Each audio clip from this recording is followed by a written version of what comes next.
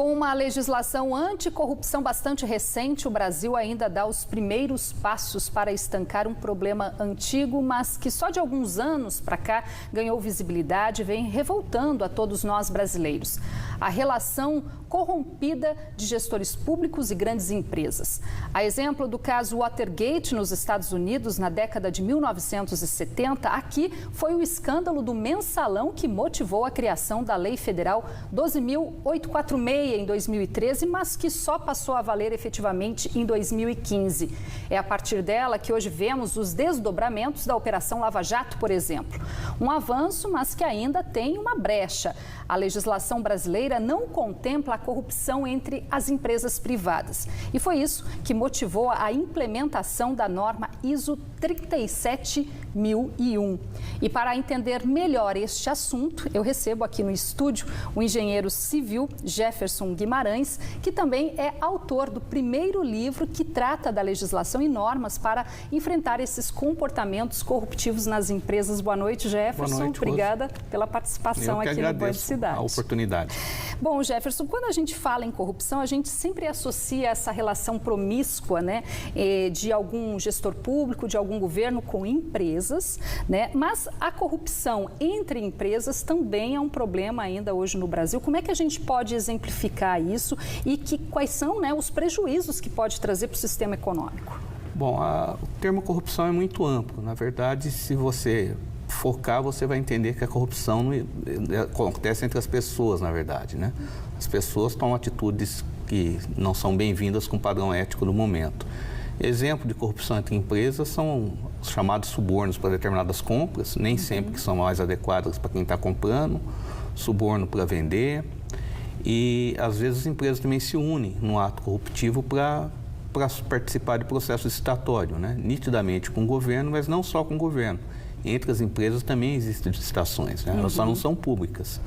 E essas formações sempre são contra a livre concorrência e acabam causando prejuízo para a sociedade, contra a qualidade do que se vende, a integridade do que se vende e colocando em risco todo o sistema capitalista. Certo. E na tentativa, então, de combater, né, esse tipo de prática nas empresas, é que foi, então, implementada a ISO, né, 37001, que, na verdade, é uma ISO, como outras ISOs que a gente conhece, para buscar alguma qualidade, nesse caso, para evitar comportamentos corruptivos. Sim, sim. A ISO 37001, o foco dela é suborno. E, na prática, não existe corrupção se não houver suborno, né? A motivação, via de regra, passa por suborno. Essa norma ela foi feita entre 2013 e 2016 a pedido da ONU. A ONU procurou a ISO devido à demanda da sociedade, porque lei anticorrupção existe há muito tempo, né? Em outros países há mais tempo que no Brasil, e se provou que só a lei não estava tendo a eficácia desejada.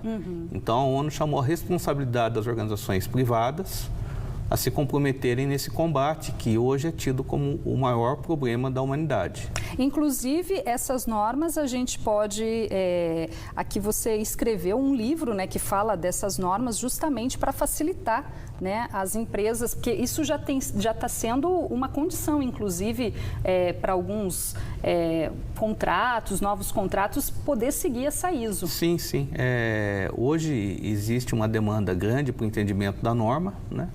E esse livro ele é um guia para uma melhor compreensão da norma, aplicação, e mais do que isso, ele permite a associação da norma, ISO 37001, com os requisitos legais do Brasil, que é a Lei 12.846 e o Decreto 2084, né, que fazem o que se chama de Programa de Integridade.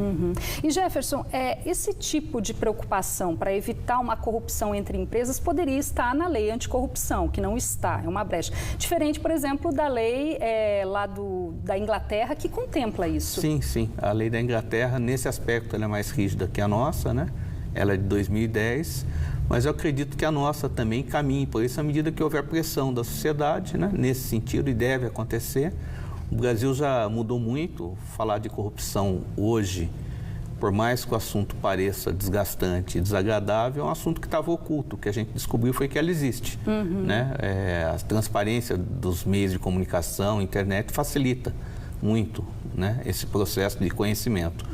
E em pouco tempo, acredito que a gente também caminhe para isso e use a própria norma como referência para melhorar a lei, que é uma coisa prevista. Né? Uhum.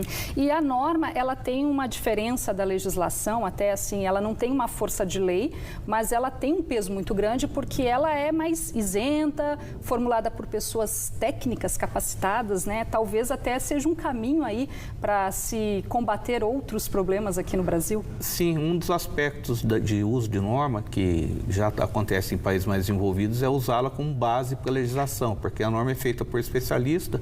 No caso dessa norma que eu participei junto ao grupo da ABNT no Brasil, foram alguns anos de trabalho, né, até chegar num consenso. E nesse trabalho não tem viés ideológico, não tem viés político, não tem interesse partidário, o interesse é meramente técnico.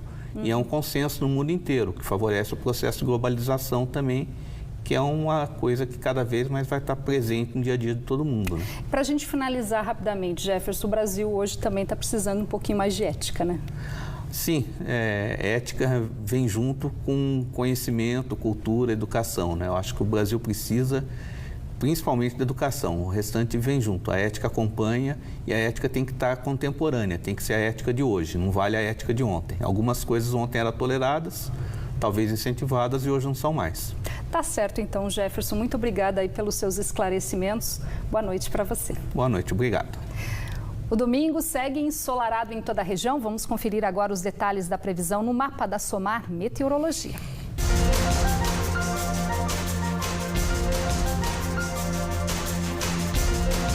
Na Serra da Mantiqueira, o sol aparece entre poucas nuvens e a possibilidade de chuva fraca no decorrer do dia. As temperaturas variam entre 14 e 26 graus em Campos do Jordão.